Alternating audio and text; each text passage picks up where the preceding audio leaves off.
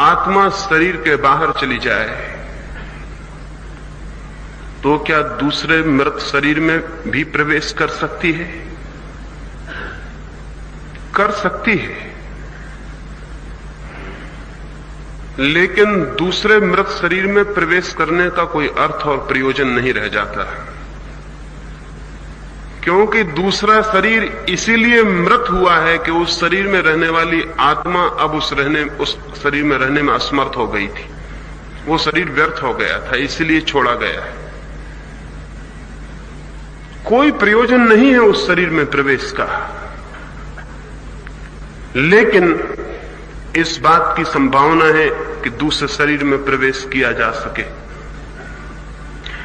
लेकिन यह प्रश्न पूछना मूल्यवान नहीं है कि हम दूसरे के शरीर में कैसे प्रवेश करें। अपने ही शरीर में हम कैसे बैठे हुए हैं इसका भी हमें कोई पता नहीं। हम दूसरे के शरीर में प्रवेश करने की व्यर्थ की बातों पर विचार करने से क्या फायदा उठा सकते हैं? हम अपने ही शरीर में कैसे प्रविष्ट हो गए हैं इसका भी हमें कोई पता नहीं। हम अपने ही शरीर में कैसे जी रहे हैं इसका भी कोई पता नहीं। हम अपने ही शरीर से पृथक होकर अपने को देख सके इसका भी कोई अनुभव नहीं। दूसरे के शरीर में प्रवेश का प्रयोजन भी नहीं है। लेकिन वैज्ञानिक रूप से यह कहा जा सकता है कि दूसरे के शरीर में प्रवेश संभव है, क्योंकि शरीर न दूसरे का है न अपना है, सब शरीर दूसरे हैं। जब मां के पेट में एक आत्मा प्रविष्ट होती है तब भी वो शरीर में प्रवेश हो रही है। बहुत छोटे शरीर में प्रवेश हो रही है, एटॉमिक बॉडी में प्रवेश हो रही है, लेकिन शरीर तो है। वो जो पहले दिन अणु बनता है मां के पेट में, वो अणु आपके पूरे शरीर की रूपाकृति अपने में छिपाए हुए है। 50 साल बाद आपके बाल सफेद हो जाएंगे, ये संभावना भी उस छोटे से बीज में छिपी हुई है। आपकी आंख का रंग कैसा होगा, ये संभावना भी उस बीज में छिपी हुई है। आपके हाथ कितने लंबे होंगे, आप स्वस्थ होंगे कि बीमार, आप गोरे होंगे कि काले, कि बाल घुंघराले होंगे, ये सारी बातें उस छोटे से बीज में पोटेंशियली छिपी हुई हैं। वो छोटी देह है, एटॉमिक बॉडी है, अणु शरीर है। उस अणु शरीर में आत्मा प्रविष्ट होती है। उस अणु शरीर की जो संरचना है, उस अणु शरीर की जो स्थिति है, जो सिचुएशन है, उसके अनुकूल आत्मा उसमें प्रविष्ट होती है। और दुनिया में जो मनुष्य जाति का जीवन और चेतना रोज नीचे गिरती जा रही है, उसका एकमात्र कारण है कि दुनिया के दंपति श्रेष्ठ आत्माओं के जन्म लेने की सुविधा पैदा नहीं कर रहे। जो सुविधा पैदा की जा रही है वो अत्यंत निकृष्ट आत्माओं के पैदा होने की सुविधा है। आदमी के मर जाने के बाद जरूरी नहीं है कि उस आत्मा को जल्दी ही जन्म लेने का अवसर मिल जाए।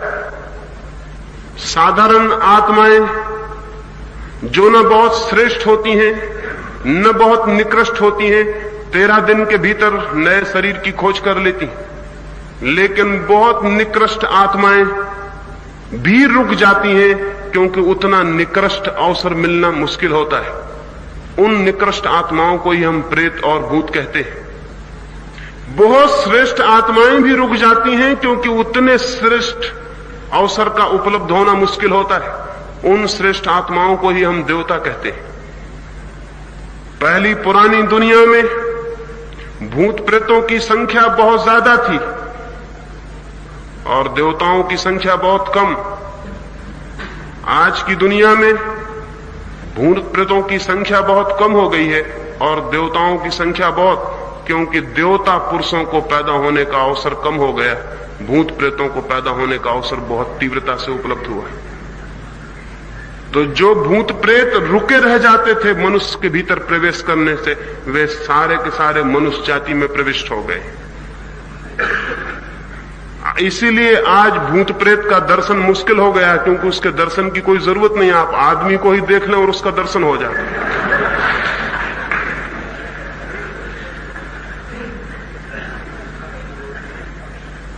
और देवता पर हमारा विश्वास कम हो गया, क्योंकि देव पुरुष ही जब दिखाई न पड़ते हों तो देवता पर विश्वास करना बहुत कठिन है।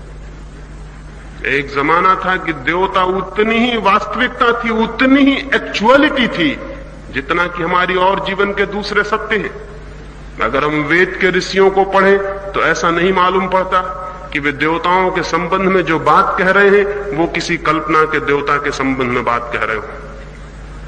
नहीं, वे ऐसे देवता की बात कर रहे हैं जो उनके साथ गीत गाता है, हंसता है, बात करता है।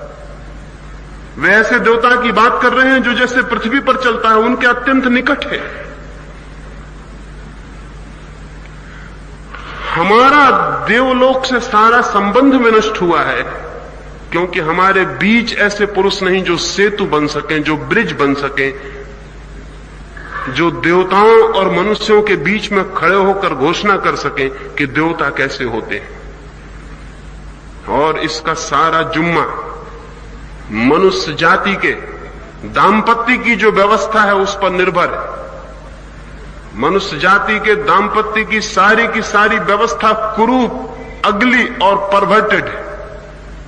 पहली तो बात यह है कि हमने हजारों साल से प्रेम पूर्ण विवाह बंद कर दिए हैं और विवाह हम बिना प्रेम के कर रहे हैं। जो विवाह बिना प्रेम के होगा उस दंपति के बीच कभी भी वो आध्यात्मिक संबंध उत्पन्न नहीं होता जो प्रेम से संभव था।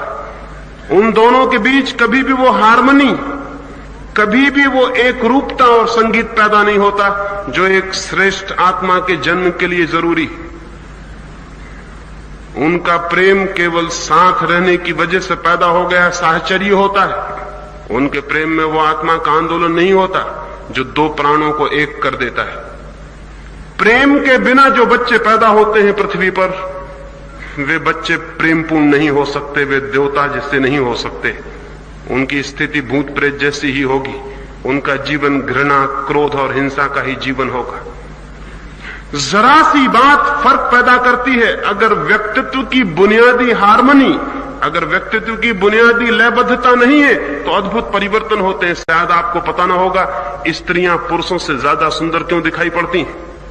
शायद आपको ख्याल ना होगा स्त्री के व्यक्तित्व में एक राउंडनेस, एक सुडौलता क्यों दिखाई पड़ती है, वो पुरुष के व्यक्तित्व में क्यों नहीं दिखाई पड़ती। शायद आपको ख्याल में ना होगा कि स्त्री के व्यक्तित्व में एक संगीत, एक नृत्य, एक इनर डांस, एक भीतरी नृत्य क्यों दिखाई पड़ता है जो पुरुष में दिखाई नहीं पड़ता। एक छोटा सा कारण है, बहुत बड़ा कारण नहीं, एक छोटा सा, इतना छोटा कि आप कल्पना भी नहीं कर सकते। उतने छोटे से कारण पर व्यक्तित्व का इतना भेद पैदा हो जाता है। मां के पेट में जो बच्चा निर्मित होता है, पहला अणु, उस पहले अणु में 24 जीवाणु पुरुष के होते हैं, 24 जीवाणु स्त्री के होते हैं। अगर 24 के दोनों जीवाणु मिलते हैं तो 48 जीवाणुओं का पहला सेल निर्मित होता है। 48 सेल से जो प्राण पैदा होता है वो स्त्री का शरीर बन जाता है। उसके दोनों बाजू 24 के होते हैं, बैलेंस्ड, संतुलित। पुरुष का जो जीवाणु होता है वो 47 जीवाणुओं का होता है। एक तरफ 24 होते हैं, एक तरफ 23। बस ये बैलेंस टूट गया, वहीं से व्यक्तित्व का संतुलन टूट गया, हार्मनी टूट गई। स्त्री के दोनों पलवे व्यक्तित्व के बराबर संतुलन के हैं। उससे सारा स्त्री का सौंदर्य, उसकी सुदौड़ता, उसकी कला, उसके व्यक्तित्व का रस, उसके व्यक्तित्व का काव्य पैदा होता है। और पुरुष के व्यक्तित्व में जरा सी कमी है तो उसका एक तराजू 24 जीवाणुओं से बना हुआ है। मां से जो जीवाणु मिलता है वो 24 का बना हुआ है और पुरुष से जो मिलता है वो 23 का बना हुआ है। पुरुष के जीवाणुओं में दो तरह के जीवाणु होते हैं, 24 कोष्ठधारी और 23 कोष्ठधारी। 23 कोष्ठधारी जीवाणु अगर मां के 24 कोष्ठधारी जीवाणु से मिलता है तो पुरुष का जन्म होता है। इसलिए पुरुष में एक बेचैनी जीवन भर बनी रहती है, एक इंटेंस डिसकंटेंट बना रहता है। क्या करूं, क्या न करूं, एक चिंता, एक बेचैनी, ये कर लूं, वो कर लूं। पुरुष की जो बेचैनी है एक छोटी सी घटना से शुरू होती है और वो घटना है कि उसके एक पलवे पर एक अणु कम है, उसका बैलेंस व्यक्तित्व का कम। स्त्री का बैलेंस पूरा है, स्त्री की हार्मनी पूरी है, उसकी लयबद्धता पूरी है। इतनी सी घटना इतना फर्क लाती। हालांकि इससे स्त्री सुंदर तो हो सकी, लेकिन स्त्री विकासमान नहीं हो सकी, क्योंकि जिस व्यक्तित्व में समता है वो विकास नहीं करता, वो ठहर जाता है। पुरुष का व्यक्तित्व विषम है, विषम होने के कारण वो दौड़ता है, विकास करता है, एवरेस्ट पे चढ़ता है, पहाड़ पार करता है, चांद पर जाएगा, तारों पर जाएगा, खोजबीन करेगा, सोचेगा, विचारेगा, ग्रंथ लिखेगा, धर्म निर्माण करेगा। स्त्री ये कुछ भी नहीं करेगी। न वो एवरेस्ट पे जाएगी, न वो चांद तारों पे जाएगी, न वो धर्मों की खोज करेगी, न ग्रंथ लिखेगी, न विज्ञान की शोध करेगी, वो कुछ भी नहीं करेगी। उसके व्यक्तित्व में एक संतुलन है, वो संतुलन उसे पार होने के लिए तीव्रता से नहीं भरता।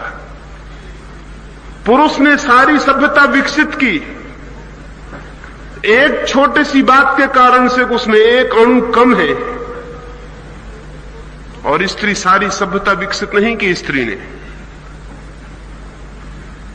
उसमें एक अणु पूरा है। इतनी छोटी सी घटना इतने व्यक्तित्व का भेद ला सकती है। मैं इसलिए ये कह रहा हूं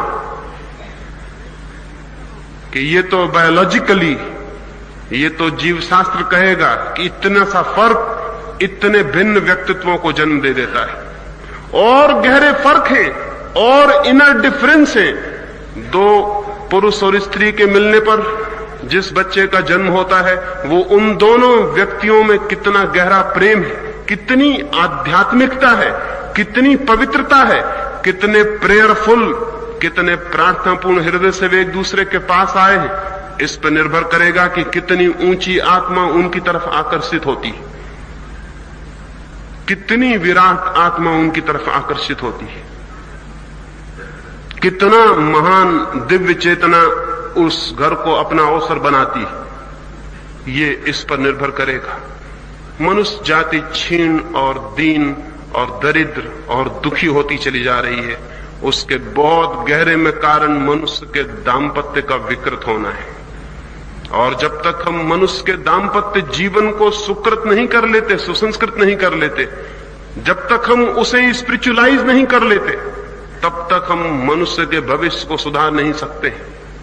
और इस दुर्भाग्य में उन लोगों का भी हाथ है जिन लोगों ने गृहस्थ जीवन की निंदा की है और सन्यासी जीवन का बहुत ज्यादा शोरगुल मचाया, उनका हाथ है। क्योंकि एक बार जब गृहस्थ जीवन कंडेम्ड हो गया, निंदित हो गया, तो उस तरफ हमने विचार करना छोड़ दिया। नहीं, मैं आपसे कहना चाहता हूं, सन्यास के रास्ते से बहुत थोड़े से लोग ही परमात्मा तक पहुंच सकते हैं। बहुत थोड़े से लोग, कुछ विशिष्ट तरह के लोग, कुछ अत्यंत भिन्न तरह के लोग सन्यास के रास्ते से परमात्मा तक पहुंचते हैं। अधिकतम लोग गृहस्थ के रास्ते से और दाम्पत्य के रास्ते से ही परमात्मा तक पहुंचते हैं। और आश्चर्य की बात है ये कि गृहस्थ के मार्ग से पहुंच जाना अत्यंत सरल और सुलभ है, लेकिन उस तरफ कोई ध्यान नहीं दिया गया। आज तक का सारा धर्म सन्यासियों के अति प्रभाव से पीड़ित है। आज तक का पूरा धर्म गृहस्थ के लिए विकसित नहीं हो सका। और अगर गृहस्थ के लिए धर्म विकसित होता तो हमने जन्म के पहले क्षण से विचार किया होता कि कैसी आत्मा को आमंत्रित करना है, कैसी आत्मा को पुकारना है, कैसी आत्मा को प्रवेश देना है जीवन में। अगर धर्म की ठीक ठीक शिक्षा हो सके और एक एक व्यक्ति को अगर धर्म की दिशा में ठीक विचार, कल्पना और भावना दी जा सके, तो 20 वर्षों में आने वाली मनुष्य की पीढ़ी को बिल्कुल नया बनाया जा सकता है। वो आदमी पापी है जो आदमी आने वाली आत्मा के लिए प्रेमपूर्ण निमंत्रण भेजे बिना भोग में उतरता है। वो आदमी अपराधी है, उसके बच्चे नाजायज हैं, चाहे उसने बच्चे विवाह के द्वारा पैदा किए हों। जिन बच्चों के लिए उसने अत्यंत प्रार्थना और पूजा से और परमात्मा को स्मरण करके नहीं बुलाया, वो आदमी अपराधी है। सारी संततियों के सामने वो अपराधी रहेगा। कौन हमारे भीतर प्रविष्ट होता है, इस पर निर्भर करता है सारा भविष्य। हम शिक्षा की फिक्र करते हैं, हम वस्त्रों की फिक्र करते हैं, हम बच्चों के स्वास्थ्य की फिक्र करते हैं, लेकिन बच्चों की आत्मा की फिक्र हम बिल्कुल ही छोड़ दिए।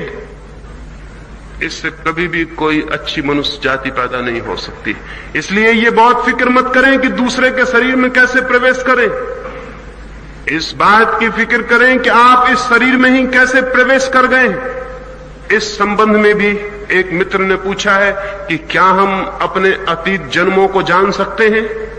निश्चित ही जान सकते हैं, लेकिन अभी तो आप इस जन्म को भी नहीं जानते। अतीत के जन्मों को जानना तो फिर बहुत कठिन है। निश्चित ही मनुष्य जान सकता है अपने पिछले जन्मों को, क्योंकि जो भी एक बार चित्त पर स्मृति बन गई है वो नष्ट नहीं होती। वो हमारे चित्त के गहरे तलों में, अनकॉन्शियस हिस्सों में सदा मौजूद रहती। हम जो भी जानते हैं उसे कभी नहीं भूलते हैं। अगर मैं आपसे पूछूं कि 1950 में 1 जनवरी को आपने क्या किया था, तो शायद आप कुछ भी नहीं बता सकेंगे। आप कहेंगे कि मुझे क्या याद है, मुझे कुछ भी याद नहीं। 1 जनवरी 1950 कुछ भी ख्याल नहीं आता कि मैंने कुछ किया। लेकिन अगर आपको सम्मोहित किया जा सके, हिप्नोटाइज किया जा सके और सरलता से किया जा सकता है, और आपको बेहोश करके पूछा जाए कि 1 जनवरी 1950 में आपने क्या किया, तो आप सुबह से सांझ तक का ब्यौरा इस तरह बता देंगे जैसे अभी वो 1 जनवरी आपके सामने से गुजर रही हो। आप ये भी बता देंगे कि 1 जनवरी को सुबह जो मैंने चाय पी थी उसमें शक्कर थोड़ी कम थी। आप ये भी बता देंगे कि जिस आदमी ने मुझे चाय दी थी उस आदमी के शरीर से पसीने की बदबू आ रही थी। आप इतनी छोटी बातें बता देंगे कि जो जूता मैं पहने हुए था वो मेरे पैर में काट रहा था। सम्मोहित अवस्था में आपके भीतर की स्मृति को बाहर लाया जा सकता है। मैंने उस दिशा में बहुत से प्रयोग किए, इसलिए आपसे कहता हूं, और जिस मित्र को भी इच्छा हो अपने पिछले जन्मों में जाने की, उसे ले जाया जा सकता है, लेकिन पहले उसे इसी जन्म में पीछे लौटना पड़ेगा। इस जन्म की ही स्मृतियों में पीछे लौटना पड़ेगा। वहां तक पीछे लौटना पड़ेगा जहां वो मां के पेट में कंसीव हुआ, गर्भधारण हुआ, और उसके बाद फिर दूसरे जन्म की स्मृतियों में प्रवेश किया जा सकता है। लेकिन ध्यान रहे, प्रकृति ने पिछले जन्मों को भूलने की व्यवस्था अकारण नहीं की है। कारण बहुत महत्वपूर्ण है, और पिछला जन्म तो दूर है। अगर आपको 1 महीने की भी सारी बातें याद रह जाएं तो आप पागल हो जाएंगे। 1 दिन की भी अगर सुबह से सांझ तक की सारी बातें याद रह जाएं तो आप जिंदा नहीं रह सकेंगे। तो प्रकृति की सारी व्यवस्था यह है कि आपका मन कितने तनाव झेल सकता है, उतने ही स्मृति आपके भीतर शेष रहने दी जाती, शेष सब अंधेरे गर्त में डाल दी जाती। जैसे घर में एक कबाड़ घर होता है, पीछे बेकार चीजें आप कबाड़ घर में डाल के दरवाजा बंद कर देते, वैसे ही स्मृति का एक कलेक्टिव हाउस, एक अनकॉन्शियस घर है, एक अचेतन घर है, जहां स्मृति में जो बेकार होता चला जाता है, जिसे चित्त में रखने की जरूरत नहीं, वो सब संग्रहित होता रहता है। वहां जन्म जन्मों की स्मृतियां संग्रहित है। लेकिन अगर कोई आदमी अनजाने, बिना समझे हुए उस घर में प्रविष्ट हो जाए तो तत्क्षण पागल हो जाएगा। इतनी ज्यादा है वे संस्मृतियां। एक महिला मेरे पास प्रयोग करती थी, उनको बहुत इच्छा थी कि वो पिछले जन्मों को जाने। मैंने उन्हें कहा कि ये हो सकता है, लेकिन आगे की जिम्मेवारी समझ लेनी चाहिए, क्योंकि हो सकता है पिछले जन्म को जानने से आप बहुत चिंतित और परेशान हो जाएं। उन्होंने कहा कि नहीं, मैं क्यों परेशान होंगी, पिछला जन्म तो हो चुका है, अब क्या फिक्र की बात। उन्होंने प्रयोग शुरू किया। वे एक कॉलेज में प्रोफेसर थी, बुद्धिमान थी, समझदार थी, हिम्मतवर थी। उन्होंने प्रयोग शुरू किया, और जिस भांति मैंने कहा, उन्होंने गहरे से गहरे मेडिटेशन किए, गहरे से गहरा ध्यान किया, धीरे धीरे स्मृति के नीचे के परतों को उखाड़ना शुरू किया। और एक दिन, जिस दिन पहली बार उन्हें पिछले जन्म में प्रवेश मिला, वो भागती हुई आई। उनके हाथ पैर कप रहे थे, आंख से आंसू बह रहे थे। वो एकदम छाती पीट पीट कर रोने लगी और कहने लगी, मैं भूलना चाहती हूं उस बात को जो मुझे याद आ गई, मैं उस पिछले जन्म में अब आगे नहीं जाना चाहती। मैंने कहा, मुश्किल है, जो याद आ गई उसे भूलने में फिर बहुत वक्त लग जाएगा, लेकिन इतनी घबराहट क्या है? उन्होंने कहा कि नहीं नहीं, पूछिए ही मत। मैं तो सोचती थी मैं बहुत पवित्र हूं, बहुत सच्चरित्र हूं, लेकिन पिछले जन्म में एक मंदिर में वेश्या थी दक्षिण के, मैं देवदासी थी और मैंने हजारों पुरुषों के साथ संभोग किया और मैंने अपने शरीर को बेचा। नहीं, मैं उसे भूलना चाहती हूं, मैं उसे एक क्षण भी याद नहीं रखना चाहती हूं। मैंने कहा, अब ये इतना आसान नहीं है, याद करना बहुत आसान है, भूलना बहुत मुश्किल है। पिछले जन्म में जाया जा सकता है और जिसकी भी मर्जी हो उसके रास्ते हैं, मेथोडोलॉजी है। महावीर और बुद्ध दोनों मनुष्यों ने मनुष्य जाति को जो बड़े से बड़ा दान दिया है वो उनके अहिंसा का सिद्धांत नहीं है, वो सबसे बड़ा दान है जाति स्मरण का सिद्धांत। वो है पिछले जन्मों की स्मृति में उतरने की कला। महावीर और बुद्ध दोनों ही पहले आदमी हैं पृथ्वी पर जिन्होंने प्रत्येक साधक के लिए यह कहा कि तब तक तुम आत्मा से परिचित नहीं हो सकोगे जब तक तुम पिछले जन्मों में नहीं उतरते हो। और उन्होंने प्रत्येक साधक को पिछले जन्म में ले जाने की फिक्र की, और एक बार कोई आदमी अपने पिछले जन्म की स्मृतियों में जाने का हिम्मत जुटा ले, वो दूसरा आदमी हो जाएगा, क्योंकि उसे पता चलेगा कि जिन बातों को मैं हजारों बार कर चुका हूं उन्हीं को फिर कर रहा हूं, कैसा पागल हूं। कितनी बार मैंने संपत्ति इकट्ठी की है, कितनी बार मैंने करोड़ों के अंबार लगा दिए, कितने बार मैंने महल खड़े कर चुका हूं, कितनी बार इज्जत और शान और पद, और कितनी बार दिल्ली के सिंहासनों की यात्रा कर ली है, कितनी बार, कितनी अनंत बार, और फिर मैं वही कर रहा हूं। और हर बार वो यात्रा असफल हो गई, वो यात्रा इस बार भी असफल हो जाएगी।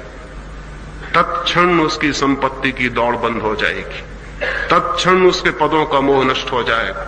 वह आदमी जानेगा मैंने हजारों वर्षों में कितनी स्त्रियां भोगी, स्त्री जानेगी कि मैंने हजारों वर्षों में कितने पुरुष भोगे, और